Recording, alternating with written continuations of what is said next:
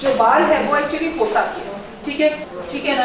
ये जो धागा नुमा सी चीज है ये होती क्या है कि इसको हम लोग कैसे हैंडल करते हैं, हम इसको इसकी पढ़ाई कैसे करते हैं। और पाकिस्तान में नंबर 1 हिना मेहंदी नहीं मैंने साल पहले लगाई थी। साल में एक बार सिर्फ बढ़ता है 6 इंचेस, यानी कि चेंज के बाद जो है ना ये मेहंदी है।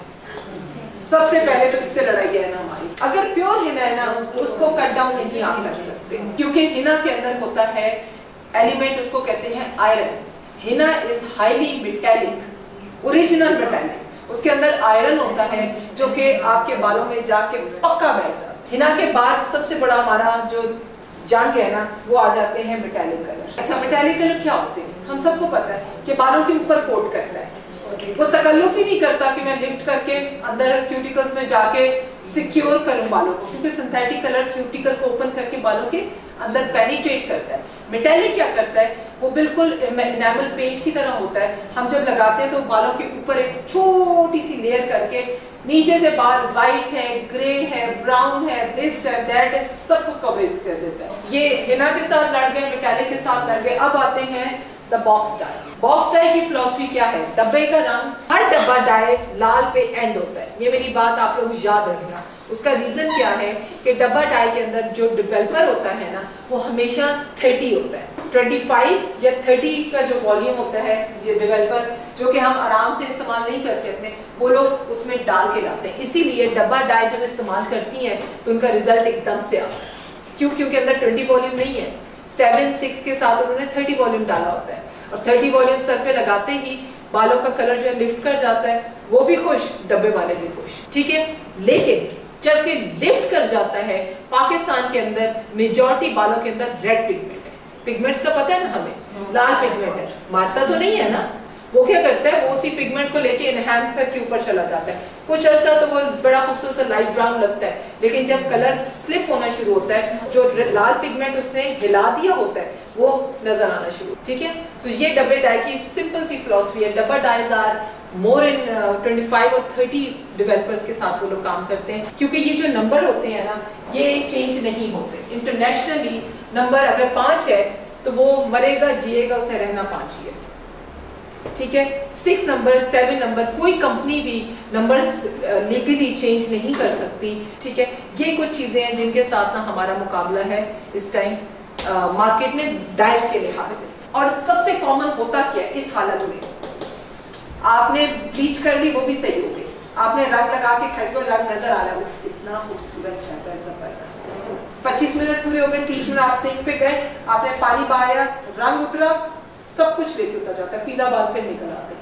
आप खड़े हैरान, कलर किधर गया जितना मैंने थोपा था। ये बहुत कॉमन है, ऐसे बिल्कुल ऐसे होता है। सो ये छोटे छोटे वो क्वेश्चंस हैं जिनका करना बहुत जरूरी है। नंबर 3 डाई, इसका पता करना बहुत जरूरी है। उनके बालों में डाई कौन सा है, कलर कौन सा है, काइंड कौन सा, वो हमने अभी थोड़ी देर पहले सारा जो है कर लिया। उसके बाद आ जाती है केराटिन, ठीक है, और फिर रीबॉन्ड या स्ट्रेटनिंग। रीबॉन्ड, स्ट्रेटनिंग, एक्सटेंसो, ये सारी एक ही माँ के बच्चे हैं, इनमें कोई चीज फर्क नहीं है, ठीक है। क्लाइंट आगे कहता है एक्सटेंसो पढ़िए, हाँ जी पढ़िए, हू केयर्स, मेरे तो पास रीबॉन्डिंग है, वही रिजल्ट आएगा। क्लाइंट को इतना एक्सप्लेन करने की जरूरत नहीं है कि जी एक्सटेंसो और रीबॉन्ड में क्या फर्क होता है, ठीक है। अगर तो उसके बालों में केराटिन हुई है ना तो फटाफट ले लो, अगर केराटिन हुई है। ये भी एक और क्वेश्चन है कि जो पिछली सैलून वाली ने जो केराटिन की थी वो केराटिन थी या रीबॉन्डिंग थी, ठीक है। एंड रिजल्ट में दिन के आखिर में फिर वही बात आ गई, स्ट्रैंड टेस्ट ले लो। यकीन ही ना करो कि वो क्या कह रहे हैं, 15 मिनट एक्स्ट्रा तुम्हारी जिंदगी सेव कर देते हैं, ठीक है। केराटिन पूछ लो, अगर केराटिन प्योर हुई, मेरी कैराफिल हुई होती है ना, मैं उस क्लाइंट को ना ले लेती हूँ। इतना खूबसूरत ब्लॉन्ड होता है उसका रंग, इतना प्यारी उसकी ब्लीच होती है, इतना मजे का रंग आता है, क्योंकि केराटिन ने बालों में जान दी होती है। और इन केस ये है तो फिर ब्लीच 0, ठीक है। लिफ्टर के साथ आप काम कर सकते हैं, डाइस के साथ कर सकते हैं, रिबॉन्ड के होते हुए मत करें। बाल 100% टूटेगा। ब्लीचिंग वाला बाल और स्ट्रेटनिंग क्रीम, ये बिल्कुल डेडली कॉम्बिनेशन है। केराटिन में बालों पे कट डाउन करते हैं तो केराटिन निकल गया कुछ %, यस निकलता है। तो मैं क्या करती हूँ, मैं पहले हाइलाइट्स करती हूँ, फिर मैं केराटिन करती हूँ, फिर उसके बाद जो है ना मैं दोबारा से केराटिन की वॉश में अगर उसका रंग उतर भी जाता है ना, लेकिन जो हम केराटिन के साथ डीप फ्रीजिंग करते हैं, एक टेक्निक और भी है, क्योंकि केराटिन की बोतल में आप लोगों को सिर्फ हम लोगों ने ये बताया केराटिन है, नहीं, केराटिन की ही बोतल में 4 और चीजें हैं जो हमारी आने वाली क्लासेस में होगा कि हम 4 चीजें अचीव कर सकते हैं।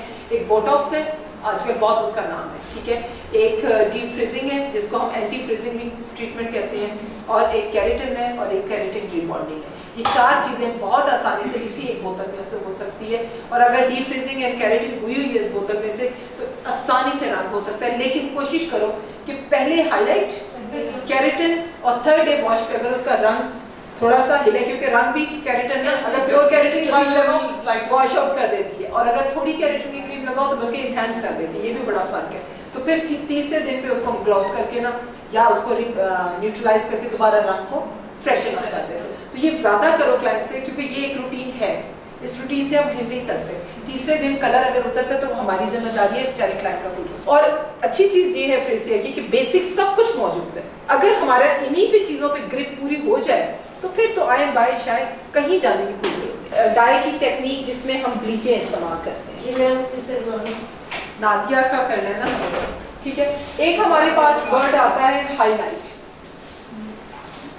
ठीक, और एक वर्ड हमारे पास आता है लो लाइट। काले बालों के अंदर हल्का सा जब हम लोग गोल्डन ऐश ये वो जब वो डालते हैं, दोज आर हाइलाइट्स, ठीक है। और यकीनन जाहिर है कि वो काले बालों के अंदर विदाउट ब्लीच तो आएगी नहीं, या लिफ्टर या ब्लॉन्डिंग क्रीम्स या ब्लीच, ये 3 चीजें हैं ना हमारे रंगों को जो है वो करती हैं। लो लाइट जब बनी थी ना तो वो हल्के रंग के बाल यानी गोरों के बालों के अंदर जब गहरा रंग डालना जाता था उसको कहा जाता था लो लाइट। और गहरा रंग कैसे डाला जाता है, हल्के बालों के अंदर गहरा रंग कैसे डाला जाता है, ब्लीच तो यूज होती नहीं होती। फिर क्या यूज होता था, ये होती थी डाइस। डाई के साथ बालों को उसी तरह फॉइल रखी, हमने भी किया है, कोरों में काम बहुत ज्यादा किया है, स्ट्रीक्स उठाई ऊपर रखी, 5 नंबर लगा दिया, रैप कर दिया, बिल्कुल वैसे ही जैसे खड़े हाइलाइट्स करते हैं। जब उतरता था तो हल्के बालों के अंदर कहीं कहीं कहीं कहीं कहीं काले काले स्ट्रैंड्स खूबसूरत लगते हैं, उसको हम कहते थे लो लाइट्स। बात यहाँ तक हो गई। हमारे यहाँ लाइटर बाल नहीं है, लेकिन हमारे अपने ही बालों के अंदर जब आप डाई और 40 वॉल्यूम को मिक्स करके यूं स्ट्रीक्स उठा के फॉइल में लगाओगे तो वो आपके डार्कर बालों के 2 टोन्स लाइटर कर देगा, ठीक है, और हल्का हल्का नजर आएगा, वाइब्रेंट नजर नहीं आएगा, ठीक है। उसको हम क्या कहेंगे, लो लाइट्स, ठीक। और हाईलाइट डेफिनेटली सेम। सो हमने लो लाइट बना दी जिसमें है तो ब्लीच लेकिन डार्कर कलर। तो भाई जब डार्कर कलर ही लाना था तो तुम लोग 40 वॉल्यूम से डायरेक्ट लगा देते, वो चाहे कट डाउन करके 10 वॉल्यूम लगाओ या यहाँ से ऊपर जाके 40 वॉल्यूम लगाओ, एक ही चीज आके बनती है। नुकसान किसमें कम है, डेफिनेटली डाई में कम है। सो एक्चुअली लो लाइट्स इसको कहते हैं। आज मैंने खास तौर पे इसकी डेफिनेशन इसलिए डाली है क्योंकि हम ये भी